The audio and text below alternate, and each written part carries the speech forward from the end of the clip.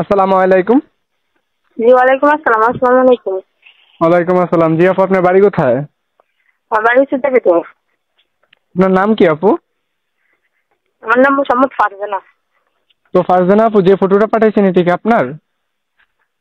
জি আমার। মাশাআল্লাহ, দেখতে খুব সুন্দর। বিয়ে শাদী হয়েছে? হ্যাঁ আজ একটা বিয়ে হয়েছিল, একটা বাচ্চা আছে। ও, তো আপনার হাজবেন্ড কোথায়? হাজবেন্ড ডিভোর্স হয়ে গেছে। ও, তো যদি কোনো দর্শক আপনার সাথে যোগাযোগ করতে চায়, আপনার কোনো মোবাইল নাম্বার আছে? জি আপনার সাথে তো কন্ট্যাক্ট করতেছি এটি।